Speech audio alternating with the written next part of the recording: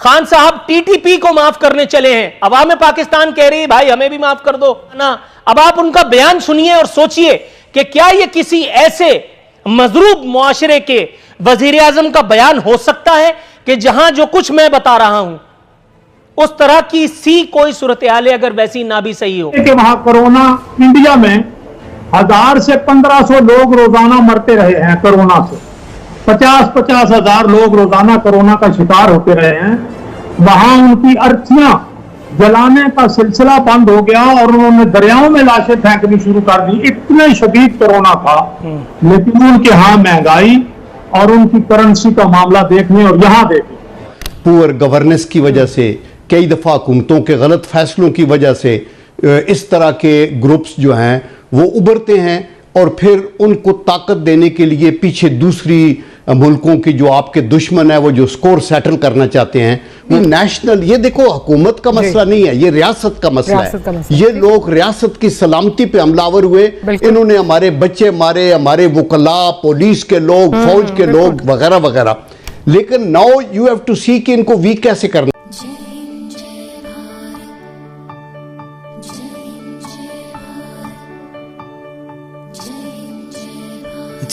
आपको याद होगा कि जनरल मोहम्मद जियाउल हक, वो गासिब हुक्मरान के जिसने जमहूरियत का कत्ल किया, जिसने कभी अवाम को ट्रक की एक बत्ती के पीछे लगाया, कभी अफगान फसाद करवाया, कभी साइकिल पे बैठ करके मीडिया कवरेज हासिल करने के लिए नाकाम अदाकारियां फरमाई, और उसके बाद जब तक वो जहाज ब्लास्ट नहीं हुआ तब तक मामलात जमहूरियत की तरफ तो बहरहाल नहीं आए थे।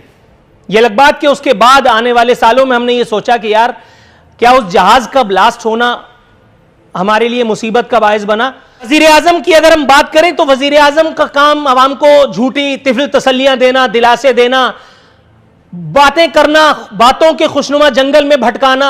अब आप उनका बयान सुनिए और सोचिए कि क्या यह किसी ऐसे मजरूब मुआशरे के वजीर आजम का बयान हो सकता है कि जहां जो कुछ मैं बता रहा हूं उस तरह की सी कोई सूरत हाल है, अगर वैसी ना भी सही हो। वजीर आजम फरमा रहे हैं कि महंगाई आर्जी जल्द कमी कर देंगे। पूछो कि जिस सलामी के चबूतरे पे आप खड़े सलाम साहब करवा रहे हैं, अगर उससे आपको अभी उतार लिया जाए तो आपको लग पता जाएगा कि बारात कहां जा रही है। जिस आदमी ने कभी आटा दाल चावल की दुकानों पर लाइन लगती ना देखी हो, वो अवाम को आज भी, जबकि उनका दम निकलने ही वाला है, झूठे बहलावे और झूठी तसल्लियां दे रहा है कि महंगाई आर्जी 3 साल में क्या हुआ था जो अब कर लोगे। में भारत है, श्रीलंका है, नेपाल है, बांग्लादेश है, अफकोर्स अफगानिस्तान भी है। हालत यह है कि इन मुल्कों की करेंसी पाकिस्तान के 200 रुपए,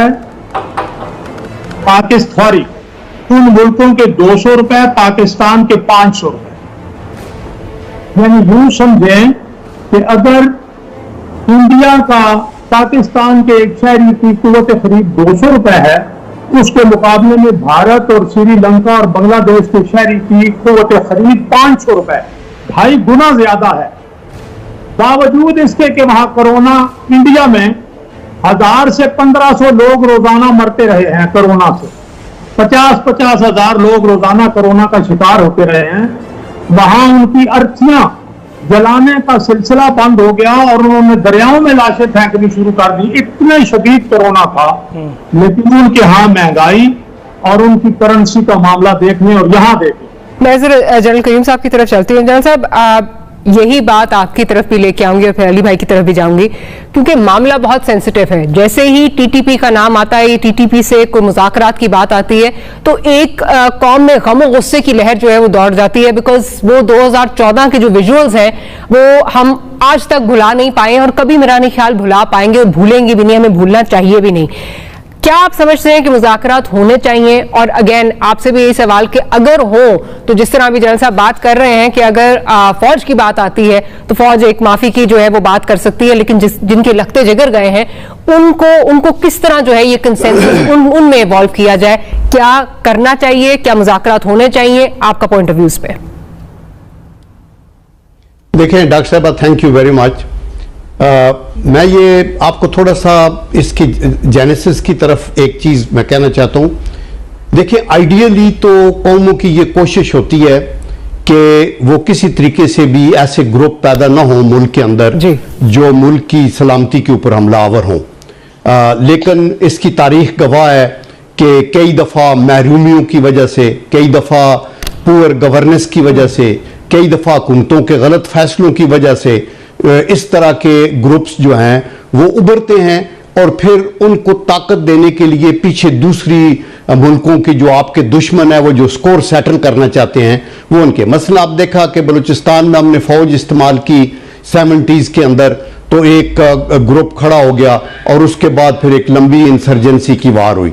इसी तरह यहाँ ये जो मसला तो था सोवियत के इधर आने का और उनको निकालने के बाद फिर इन लोगों को तैयार किया गया और मसला ये हुआ कि फिर आप ये देखें कि ये जब आर्मी इस्तेमाल हुई के अंदर, तो वहां फिर दुश्मन को मौका मिल गया कि इनको, पश्तूनों को, वजीरिस्तान के लोगों को आगे पीछे लगाए। तो आफ्टर हैविंग सेड दैट मैं ये कहता हूं कि इन चीजों से दूर रहने के लिए हमें माजी से सबक सीखना चाहिए और कोशिश ये होनी चाहिए कि गवर्नेंस बेहतर हो, भूख और अफलास न हो, गुर्बत जैसे भी क्राइम में इजाफा होता है और दुश्मन आपको बख्शने को तैयार नहीं होता। आफ्टर हैविंग सेड दैट मैं ये कहता हूं कि अभी we are confronted with a situation जो कि बड़ी एक क्रिटिकल सिचुएशन है और जिसके ऊपर ये हुकूमत का हक हासिल है कि वो सोचे कि प्रोज एंड कॉन्स, चूंकि हुकूमत का आर्म फोर्सेस और इंटेलिजेंस सेटअप एक बड़ा अहम हिस्सा है, तो वो इस बेस्ट पोजीशन में है। लेकिन जो मैं बात कहना चाहता हूं वो ये कहना चाहता हूं कि कोई भी नेशनल, ये देखो हुकूमत का मसला नहीं है, ये रियासत का मसला है। ये लोग रियासत की सलामती पे हमलावर हुए, इन्होंने हमारे बच्चे मारे, हमारे वकला, पुलिस के लोग, फौज के लोग वगैरह वगैरह। लेकिन नाउ यू हैव टू सी कि इनको वीक कैसे करना है। अब अभी जो अगर ये बातचीत की बात तैयार हो जी जनरल साहब, जी जनरल साहब की मेरे ख्याल ऑडियो में थोड़ा सा कुछ प्रॉब्लम आ रहा है। बदले हैं जी जी जी जी जी तो अभी जो हालात हैं वो बदले हुए हैं, इनका भी ज़हन में रखना चाहिए। लेकिन हुकूमत को ये चाहिए कि ये सोलो फैसले ना करें, ये आउटराइट स्टेटमेंट प्राइम मिनिस्टर को इस तरह नहीं देनी चाहिए थी। इसके लिए आपको पार्लियामेंट का फ्लोर है, उसमें इन कैमरा भी बैठ के बात कर लें और फिर कंसेंसस लें ताकि प्राइम मिनिस्टर के बात में वजन हो और ये देखा जाए और कौम भी मुतमईन हो। बिल्कुल ठीक है। तो अभी चूंकि ये सिचुएशन है, इसके ऊपर ये देख के फैसला करें, प्रोज एंड कॉन्स देखें, लेकिन पार्लियामेंट को कॉन्फिडेंस के अंदर ले लें, तो ये ज्यादा दूररस बात होगी। वो पोजीशन ऑफ स्ट्रेंथ से बात करें, मतलब वो ऐसे हालात पैदा करें जिसमें रियासत जो है वो अपने आप को थोड़ा सा महसूस समझे और कहे कि जी इनसे बात करना बहुत जरूरी है वरना ये हो जाएगा वो हो जाएगा, और लोग भी कहेंगे।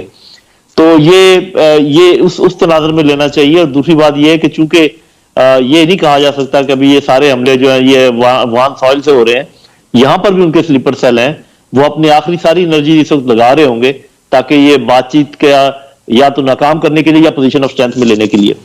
तो ये जो आप कह रही हैं कि ये कामयाब होते हैं नहीं, ये तो अभी कहा नहीं जा सकता। वो जो पहले बात हो रही थी कि किस वक्त पार्लियामेंट को लेना चाहिए और नेशन को कॉन्फिडेंस में लेना चाहिए, देखें उसकी 3 जगह हो सकती हैं। नंबर 1 के शुरू करने से पहले कि पहले बातचीत की जाए और कहा जाए हम ये काम करने लगे हैं, बताएं करें या ना करें। मेरा ख्याल उस वक्त अगर किया जाता तो ये बिल्कुल सबोताज ही हो जाते, आपको कोई बात शुरू ही ना करने देता। ये जो सारी बहस हम कर रहे हैं इसका नतीजा ये निकलता। दूसरा ये था दरमियान में जैसे अभी उन्होंने किया है, ताकि जो आना है रिएक्शन वो आए और उसके मुताबिक, क्योंकि अभी फैसला तो नहीं हुआ, अभी तो बातचीत शुरू हुई है, ना उनको एमनेस्टी दी गई है और ना कोई उसकी कंडीशंस हुई हैं। तो इसका मतलब अभी कोई ऐसी बात नहीं हुई है जिसपे कोई ये एतराज करे कि ये आपने क्या कर दिया, हमसे तो पूछा ही नहीं। बातचीत शुरू करने तो कोई हर्ज नहीं, दुश्मन से भी इंसान बात करता है। तीसरा वो मरला था कि जब सब कुछ हो जाता फिर वो कौम को बताते कि उस पर मेरे ख्याल रिएक्शन उस पर भी बहुत ज्यादा आता। तो मेरा ख्याल है बिल्कुल दुरुस्त टाइम के ऊपर ये बात सामने लाई गई है ताकि जो मीडिया की तरफ से, जो लोगों की तरफ से रिएक्शन आना है वो आ जाए और फिर उसी हिसाब से आगे आप अपना फैसला कर लें और फिर आप पार्लियामेंट में भी बात कर लें। जैसे अली साहब अगर कह रहे हैं तो जरूर पार्लियामेंट में बात होगी, लेकिन इसका फायदा जो है डेफिनेटली होगा। उसकी वजह यह है कि जैसे मैंने पहले कहा कि 10 में से आप एक को भी अगर अलग कर लें, और जब मेरा अपना अंदाजा यह है कि 10 में से ये 3-4 को अलग कर लेंगे इस बातचीत के नतीजे में, तो अल्टीमेटली जब आपने लड़ना ही है तो आप खुद ही बताएं कि आप कमजोर करके दुश्मन को लड़ते हैं, उसमें फायदा होता है या उसको मजबूती के साथ लड़ते हैं। फिर आप ये याद रखिए, इस किस्म की तमाम चीजें बातचीत से ही हल होती हैं। आपको याद है कि बरतानिया और IRI के दरमियान लड़ते लड़ते ही आखिर ये बातचीत हुई, यहां से अमेरिका लड़ते लड़ते ही बातचीत करके गया। तो बातचीत जरूर होती है किसी न किसी टाइम के ऊपर, बातचीत में कोई खराबी नहीं होती। अलबत्ता ये फैसला बिल्कुल करने की जरूरत है सबको ऑन बोर्ड लेकर कि किसको माफ करना है और किसको नहीं करना है, क्योंकि अगर आप कुछ को माफ कर देंगे तो बहुत फायदा होगा इसमें, बाकी लोग जो नाकाबिले माफी है वो कमजोर हो जाएंगे, बजाय इसके कि सबको इकट्ठा करके आप दीवार के साथ लगा दें। It is so common sense. तो मेरा ख्याल है कि इस पे इतराज करना या ये कहना ये कामयाब नहीं होगा। कामयाबी के इसलिए चांसेस ज्यादा हैं, इस वक्त ना उनके पीछे CIA है, ना उनके पीछे कम से कम अफगानिस्तान की तरफ से ना रॉ है, ना NDS है, वो कमजोरी की हालत में है। अफगान तालिबान भी उनको एक्सक्यूज कर रहे हैं। इससे अच्छा कौन सा मौका हो सकता है बात करने का। सही। मैं जनरल साहब की तरफ चलती हूँ। जनरल साहब, जो भी बात हो रही है कामयाबी के चांसेस के हवाले से, जिस तरह अभी जनरल मोदी साहब ने कहा कि चांसेस बहुत ज्यादा हैं बिकॉज फॉरेन एलिमेंट्स वहां पे नहीं है उनको सपोर्ट करने के लिए, प्लस अफगान तालिबान ने भी ये कहा है कि वो अपनी सॉइल इस्तेमाल नहीं होने देंगे। एक तरफ ये चीज है, दूसरी तरफ जो है वो माजी के हवाले भी जो है दिए जाते हैं क्योंकि बहुत सारे फेल्ड अकॉर्ड्स जो हैं वो हमारे सामने हैं। क्या आप जनरल साहब की बात से मुत्तफिक हैं कि इस बार चांसेस जो हैं वो ज्यादा हैं कामयाबी के, गिवन द डायनामिक्स इन अफगानिस्तान? देखिए, हमारी तो ये दुआ है कि अल्लाह ताला करे कि हम अपने इस थ्रेट को डिफ्यूज कर सकें, और हमारी आर्मी भी इधर एंगेज है और कैजुअलिटीज भी हो रही हैं। तो उनसे बचने के लिए तो मेरे ख्याल हर मुल्क वतन पाकिस्तानी कहेगा कि कोई ऐसा तरीका होना चाहिए जिसके अंदर हमें एक रिलीफ मिले। लेकिन हर चीज को करने का एक तरीका है, और फिर हमने at the end of the day ये देखना है कि आपको कामयाबी जो है वो किस तरीके से बेहतर तरीके से मिल सकती है। आपने एग्जांपल दी है IRA की, ये बात ठीक है कि डायलॉग से हल हुआ, लेकिन फिर आप श्रीलंका में तामिल्स का भी देख लें कि वो फोर्स से हल हुआ, और उसके अंदर पाकिस्तान का भी एक रोल था। हमारा POF से बड़ा उस वक्त में चेयरमैन था डिफेंस प्रोडक्शन का। तो लास्ट जो अल्लाह गुल्ला हुआ वो सारा हमारी उस फोर्स की वजह से हुआ। थैंक यू दोस्तों इस वीडियो को पूरा देखने के लिए। आई होप आपको ये वीडियो पसंद आया होगा एंड आपने लाइक बटन भी प्रेस कर लिया होगा।